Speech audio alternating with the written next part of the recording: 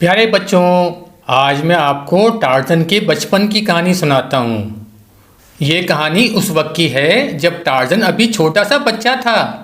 जंगल के बीचों बीच एक हादसे के नतीजे में एक नन्हे बच्चे का खानदान बिछड़ गया। एक हाथी की आंखों में कुछ खास था, जिसने इस बच्चे को गोद ले लिया।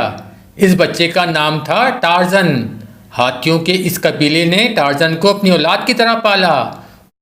वो जंगल में अपने दोस्तों के साथ खेलता, दरख्तों पर चढ़ता और मुख्तलिफ जानवरों से दोस्ती करता।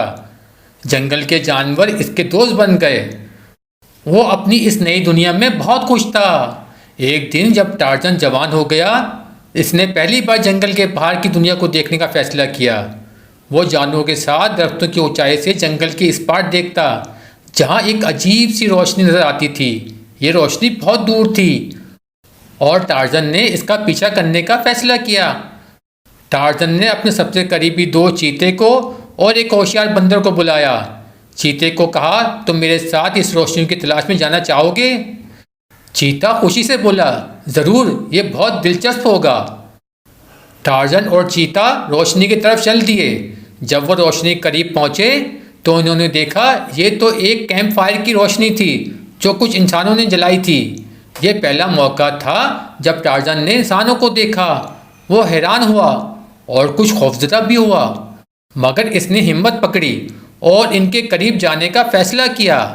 कैंप के पास पहुंचते ही टार्ज़न ने एक नन्ही बच्ची को देखा जो खौफजदा नजर आ रही थी। वो अपनी माँ से कुछ कहना चाहती थी, मगर इसकी आवाज़ कांप रही थी। टार्ज़न ने बच्ची के खौफ को समझा और खामोशी से इसके करीब गया। बच्ची ने टार्ज़न को देखा और हैरान रह गई, मगर इसकी आंखों में खौफ कम हो गया।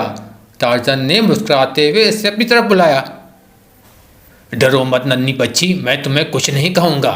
बच्ची की माँ ने जब टार्ज़न को देखा तो वो भी घबरा गई, मगर टार्ज़न ने हाथ हिलाकर इन्हें सलाम किया। ये बच्ची और इसकी माँ जंगल में खो गए थे और इनका कैंप एक ख़तरनाक जगह पर लग गया था। टार्ज़न ने इन्हें देखा तो समझा कि ये लोग मुश्किल में हैं। बच्ची का नाम जैन था और इसकी माँ का नाम मार्गरेट था। टार्ज़न ने जैन और मार्गरेट को इशारे में बताया कि वो इन्हें एक महफूज जगह पर ले जाएगा। वो दोनों टार्ज़न के साथ चलने पर राज़ी हो गईं।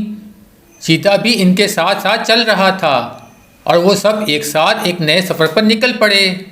टार्ज़न ने इन्हें जंगल के मुख्तलिफ रास्तों से गुजारते हुए एक खूबसूरत और महफूज जगह पर पहुंचा दिया, जहां पर परिंदे चहचहा रहे थे, पानी का चश्मा बह रहा था और हर तरफ हरियाली ही हरियाली थी।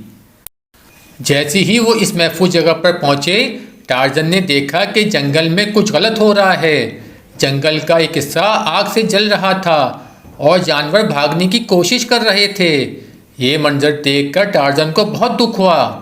जैन और मार्गरेट ने भी ये देखा और मार्गरेट ने कहा, हमें इन जानवरों की मदद करनी चाहिए, वरना ये सब जल जाएंगे। टार्ज़न ने फौरन अपने जानवर दोस्तों को बुलाया और एक मंसूबा बनाया कि किस तरह इस आग को बुझाया जाए। टार्ज़न ने चीते और दूसरे जानवरों के साथ मिलकर आग को बुझाने का मंसूबा बनाया।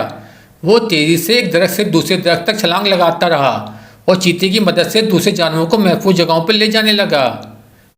जैन और मार्गरेट ने भी टार्ज़न की मदद की।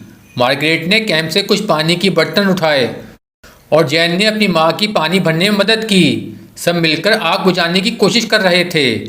आखिरकार सबकी मेहनत रंग लाई और आग को काबू में कर लिया गया। जंगल के जानवरों ने खुशी से झूमना शुरू किया और टार्ज़न को अपना हीरो माना।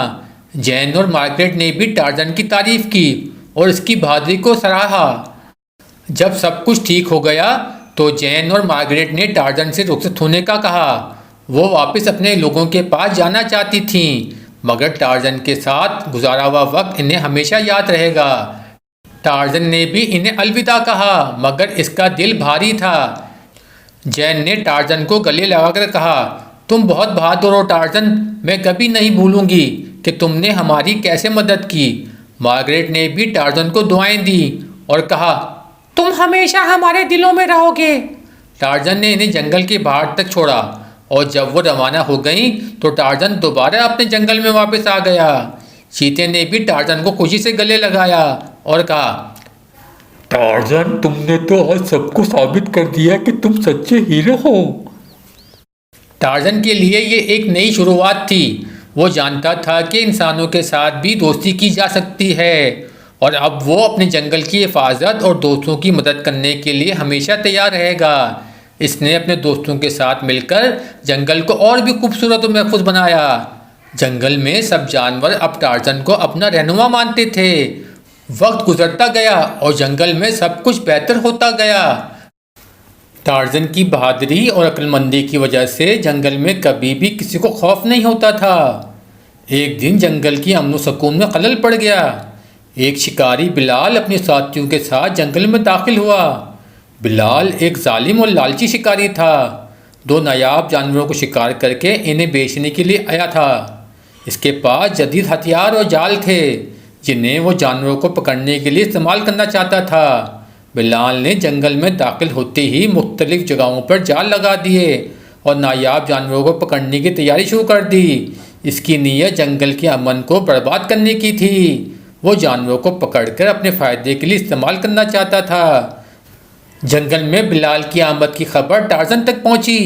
इसने देखा कि शिकारी जंगल के जानवरों के लिए खतरा बन चुका है। टार्जन ने फैसला किया कि वो इस शिकारी को जंगल से बाहर निकाल देगा और जानवरों की हिफाजत करेगा। टार्जन ने अपने दोस्त चीता और बंदर के साथ मिलकर बिलाल की जालों को बर्बाद करना शुरू किया। वो बड़ी होशियारी से शिकारी के मंसूबों को नाकाम बनाता रहा। हर बार जब बिलाल को कोई जाल लगता, टार्जन इसे चालाकी से बर्बाद कर देता। बिलाल को समझ नहीं आ रही थी कि इसके जाल क्यों नाकाम हो रहे हैं। बिलाल ने जब देखा इसके जाल नाकाम हो रहे हैं तो इसने टार्जन को पकड़ने का मंसूबा बनाया। इसने एक बड़ा और मजबूत जाल बनाया और इसे जंगल के बीच में लगा दिया, जहां वो जानता था कि टार्जन ज़रूर आएगा। बिलाल ने अपने साथियों को भी बुलाया ताकि वो टार्जन को पकड़ने में मदद करें। टार्जन को इस जाल की खबर मिली, लेकिन इसने हिम्मत नहीं हारी। इसने अपने दोस्तों के साथ मिलकर एक मंसूबा बनाया। इसने फैसला किया वो बिलाल को इसके जाल में फंसाएगा। बिलाल ने अपने जाल को छुपाकर टार्जन का इंतज़ार किया। जैसे ही टार्जन ने जगह कदम रखा, बिलाल ने जाल को खींचने की कोशिश की, लेकिन इस बार टार्जन तैयार था। टार्जन ने चालाकी से जाल को बिलाल की तरफ मोड़ दिया और बिलाल खुद ही अपनी जाल में फंस गया। बिलाल के साथियों ने जब ये मंजर देखा तो वो भाग खड़े हुए। टार्जन ने बिलाल को जाल से आज़ाद किया और उससे कहा, ये जंगल का कानून है कि यहाँ की हिफाजत की जाए, ना कि यहाँ के जानवरों को नुकसान पहुँचाया जाए। अगर तुम दोबारा यहाँ आए तो तुम्हें इस जंगल के कानून का सामना करना पड़ेगा। बिलाल ने टार्जन की बात सुनी। इसके दिल में खौफ बैठ गया। इसने वादा किया वो दोबारा जंगल में कदम नहीं रखेगा और हमेशा के लिए यहाँ से चला जाएगा। टार्जन ने बिलाल को जंगल से बाहर निकाल दिया और जंगल का अमन दोबारा बहाल हो गया। जानवरों ने खुशी से जश्न मनाया और टार्जन की बहादुरी की तारीफ की। टार्जन ने दोबारा अपने साथियों के साथ वक्त गुजारा और जंगल की हिफाजत जारी रखी। ये कहानी हमें सिखाती है कि हमें हमेशा अपने माहौल और जानवरों की हिफाजत करनी चाहिए। टार्जन ने अपनी बहादुरी, अक्लमंदी और मोहब्बत से साबित किया कि हमें जुल्म के खिलाफ खड़ा होना चाहिए और दूसरों की हिफाजत करनी चाहिए। जंगल में अमन व सुकून था और टार्जन की रहनुमाई में सब खुशहाल जिंदगी गुजार रहे थे। ये कहानी हमें सिखाती है कि बहादुरी, दोस्ती और मोहब्बत की ताकत से हम किसी भी मुश्किल का सामना कर सकते हैं। ये कहानी हर उम्र के बच्चों के लिए एक बेहतरीन सबक है कि अगर हम दिल से मेहनत करें, अपने दोस्तों की मदद करें और अपनी दुनिया की हिफाजत करें तो हम भी टार्जन की तरह एक सच्चे हीरो बन सकते हैं।